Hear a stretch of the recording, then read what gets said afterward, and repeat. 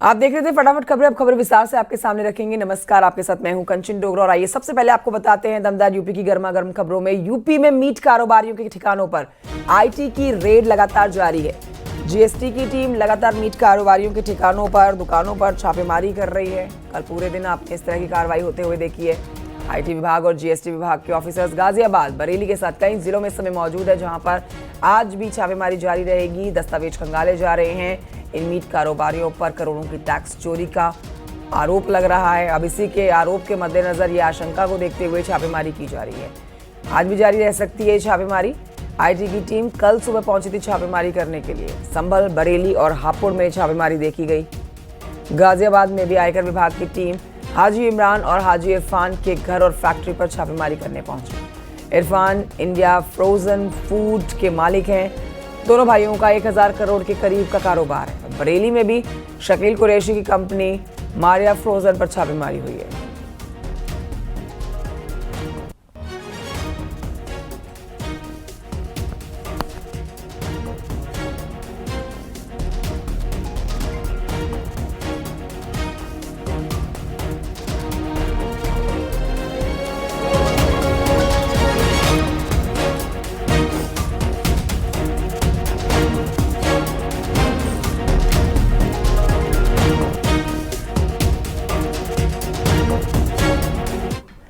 संभल की खबर जान लीजिए आप, जहां पर मीट कारोबारी के ठिकानों पर जो रेड मारी गई है उसमें ईडी और आयकर विभाग की कार्रवाई जारी है। 24 घंटे से मीट कारोबारी के ठिकानों पर रेड इस समय भी जारी है। मीट कारोबारी है, करोड़ों का इनका टर्नओवर है। अब इसमें करोड़ों की जो गड़बड़ी पाई गई है उसी की जांच करने के लिए आईटी की टीम पहुंची हुई है। कल सुबह ये टीम संभल पहुंची है, जिसने छापेमारी जब शुरू की है उसके बाद देखिए 24 घंटे बीत जाने के बाद आज भी ये कार्रवाई, ये छापेमारी जारी रहेगी, जो जानकारी मिल रही है। टीम अपने साथ कई दस्तावेज लेकर गई है, कई दस्तावेज और खंगाले जा रहे हैं। टैक्स चोरी का मामला सामने आया है, इसीलिए आयकर और ईडी की टीम 24 घंटे से रेड मार रही है।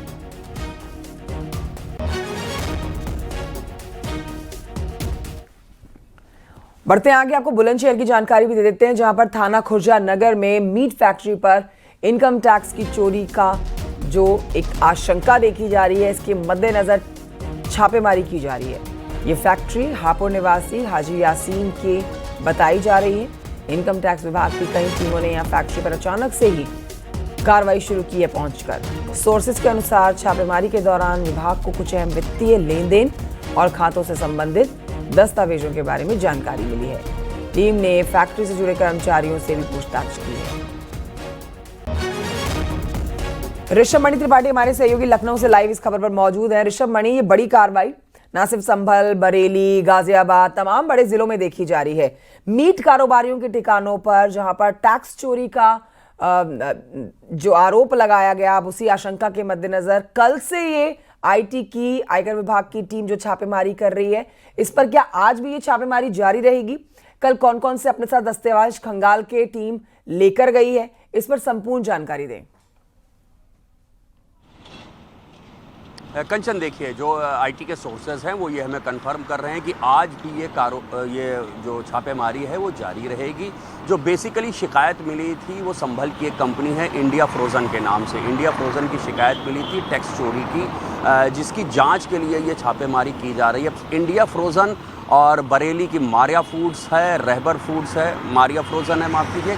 तो ये इन सब के बीच में कोलैबोरेशन क्या है, इन सब के बीच में संबंध क्या है, इसकी पड़ताल की जा रही है। ये जो एक बड़ा कारोबार है, इसमें इसका एक बड़ा हिस्सा, जिसको देसी भाषा में कच्चा कहा जाता है, जिसकी कोई कानूनी लिखा पढ़ी नहीं है, जिसकी कोई दस्तावेजी सबूत नहीं है, इनकम टैक्स से रिलेटेड सबूत नहीं है, तो जितना कच्चे का काम है, उस कच्चे के काम के जो डायरीज़ हैं, जो रजिस्टर्स हैं, वो इनकम टैक्स ने अपने कब्ज़े में कर लिए हैं। और ये देख रही है कि इंडिया फ्रोज़न, रहबर फूड्स और जो मारिया फ्रोज़न है, इन सब के बीच में संबंध क्या है। ये सब कहीं ना कहीं आपस में जुड़ी हुई हैं, ऐसी जानकारी आईटी के सोर्सेज हमें दे रहे हैं। संभल से लेकर गाजियाबाद, नोएडा, बुलंदशहर, हापुड़, बरेली, ये जितने भी बड़े मीट कारोबारी हैं, सबकी कंपनियां तो अलग अलग हैं, लेकिन सब आपस में जुड़े हुए प्रतीत हो रहे हैं। और जो शिकायत मिली थी वो ये मिली थी कि जो तय सीमा है, इन लोगों को पशुओं के कटान की एक सीमा फिक्स होती है कि एक दिन में 200 पशु आप काट सकते हैं, 400 पशु काट सकते हैं। ये पता चला था कि जो तय सीमा है उससे अधिक पशु काटे जा रहे हैं। जाहिर सी बात है, अगर अब पशु काटे जा रहे हैं तो उनका कहीं ना कहीं कोई हिसाब जरूर रखा जा रहा होगा। उसी हिसाब किताब को तलाशने के लिए ये छापेमारी की जा रही है। सोर्सेज हमें बता भी रहे हैं कि तमाम दस्तावेजी जो साक्ष्य हैं वो आईटी ने जुटा लिए हैं। कुछ रजिस्टर मिले हैं, कुछ डायरीज मिली हैं, लेन देन के सबूत मिले हैं। इन बड़ी कंपनीज के बीच में आपस में अलिखित कोलैबोरेशन क्या है उसकी भी जानकारी मिली है। उन्हीं चीज़ों को परखा जा रहा है, सबूत जुटाया जा रहा है। कंचन, ठीक है ऋषभ मणि जी, बहुत शुक्रिया आपका जानकारी के लिए। गाजियाबाद में पुलिस और बदमाश के बीच में मुठभेड़ हुई है। इस मुठभेड़ में एक बदमाश को गोली लगी है। पुलिस ने उसे गिरफ्तार करके अस्पताल में भर्ती कराया। गिरफ्तार बदमाश पर चेन और मोबाइल लूट के मामले दर्ज है। इसके पास से अवैध असला, चोरी की बाइक बरामद की गई है। थाना इंदिरापुरम क्षेत्र की यह घटना है।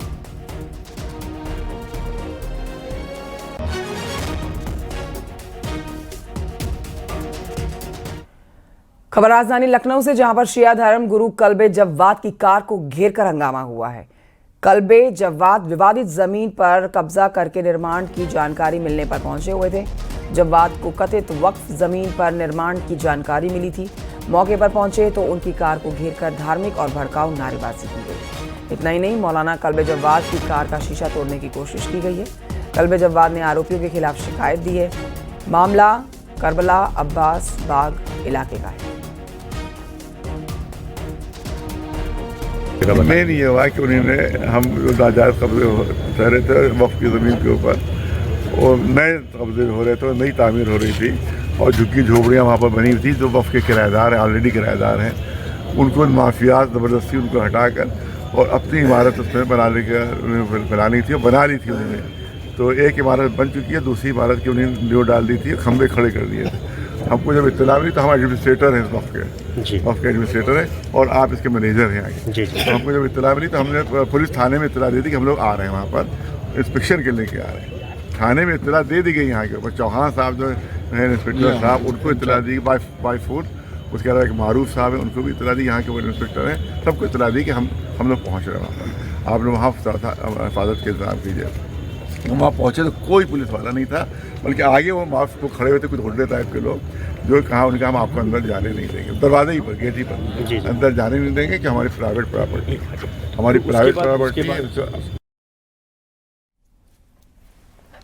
हिंदुवादी नेता साध्वी प्राची बढ़ते सोने की कीमतों पर हिंदुओं को नसीहत दे रही हैं। साध्वी प्राची ने सनातनियों से कहा है कि दीपावली पर सिर्फ सोना चांदी ना खरीदें, बल्कि लोहा और पीतल भी खरीदें। लोहा और पीतल से आपके बहू बेटियों की सुरक्षा होगी। कानून के दायरे में रहकर अपनी बहू बेटियों की रक्षा करने के लिए लोहा पीतल जरूर खरीदें।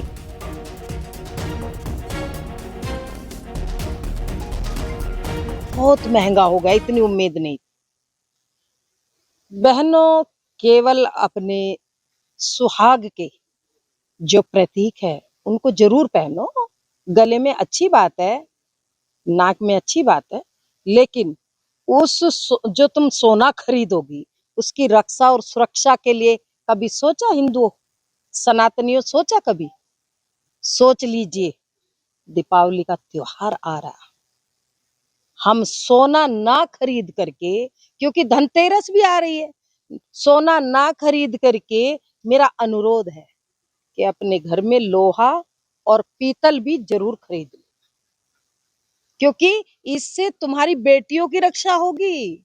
अपनी बच्ची की रक्षा के लिए हमें कानून का सम्मान तो करना है, हमें कानून को हाथ में नहीं लेना, लेकिन अपनी जो तुम्हारी बच्ची के साथ में गलत करे, तुम्हारी बेटी के साथ में, हमारी बेटियों के साथ में कोई गलत सोचे, तो उसके लिए उसका इलाज लोहा और पीतल खरीद के रख लेना।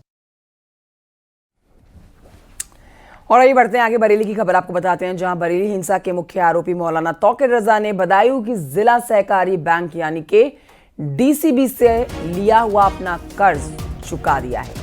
हिंसा के मामले में जेल में बंद तौकीर की ओर से उनके प्रतिनिधि शाहनवाज ने बैंक पहुंचकर ब्याज के साथ 30,522 रुपए जमा कराए। तौकीर रजा ने 5,055 रुपए का खाद लोन लिया था, जिसे तौकीर रजा ने साल 1997 से पहले लिया था।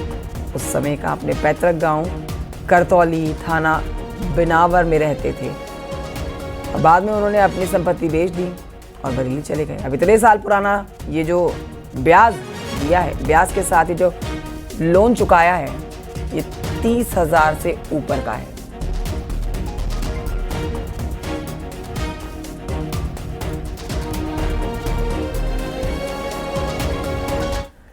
खबर गाजियाबाद से अगली, जहां पर कैंटीन में 6 पुलिसकर्मियों ने जमकर हंगामा किया। इनका वीडियो भी सोशल मीडिया पर वायरल हो रहा है।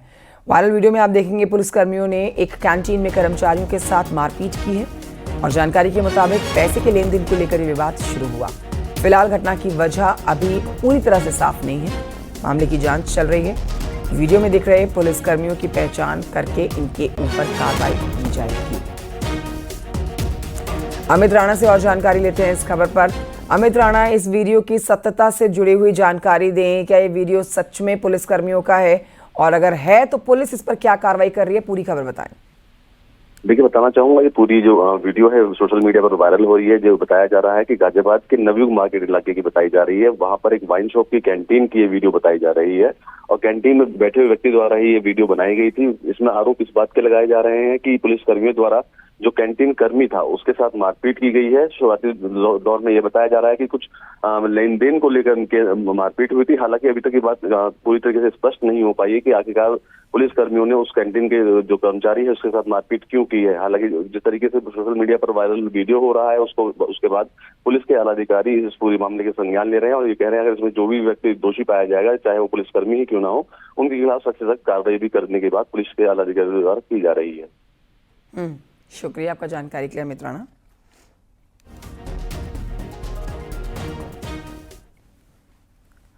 और आइए आपको बताते हैं कि मुख्यमंत्री योगी की अध्यक्षता में हुई इन्वेस्ट यूपी शासी निकाय की पहली बैठक में प्रदेश के औद्योगिक निवेश ढांचे को मजबूत करने के मकसद से कई अहम फैसले किए गए हैं। इस बैठक में मुख्यमंत्री ने इन्वेस्ट यूपी के पुनर्गठन प्रस्ताव को मंजूरी दी है। इसके तहत देश के 5 शहरों में सैटेलाइट ऑफिस बनाए जाएंगे। चेन्नई, मुंबई, दिल्ली, बेंगलुरु, हैदराबाद में स्पेशलिस्ट सेल सैटेलाइट ऑफिस बनाए जाएंगे। 11 जीएम, एजीएम पदों पर अधिकारियों की पोस्टिंग को मंजूरी दी गई है। 2 जॉइंट सीईओ की डेपुटेशन पर तैनाती होगी। नए ढांचे के तहत textile, automobile, electronic mobility, chemical, electronics और सर्विस सेक्टर जैसे क्षेत्रों में विशेषज्ञ सेल गठित किए जाएंगे। साथ ही मुंबई, हैदराबाद, बेंगलुरु, चेन्नई और नई दिल्ली में सैटेलाइट इन्वेस्टमेंट प्रमोशन ऑफिस स्थापित किए जाएंगे, जिसके जरिए घरेलू और वैश्विक निवेशकों से सीधा संवाद स्थापित करके यूपी में निवेश के लिए प्रोत्साहित किया जाएगा।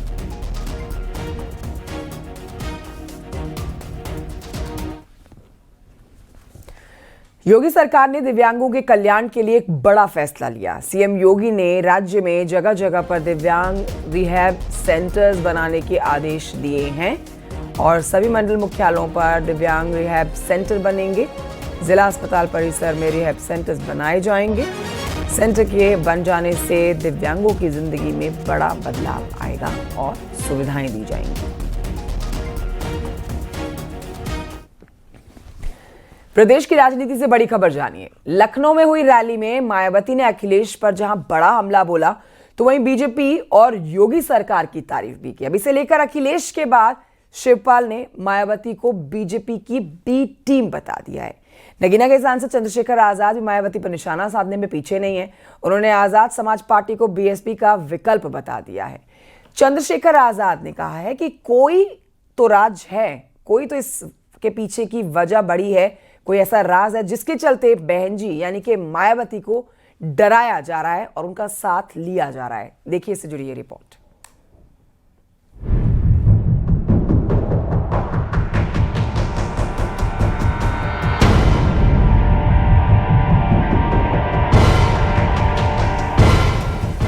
जब ये सत्ता से बाहर हो जाते हैं तब इनको हमारे संत गुरु और महापुरुष याद आते हैं।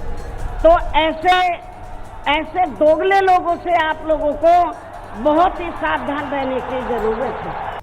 लखनऊ में 9 अक्टूबर को हुई बीएसपी की रैली में मायावती ने अखिलेश पर बड़ा हमला बोला। वहीं मायावती ने बीजेपी और योगी सरकार की तारीफ भी की।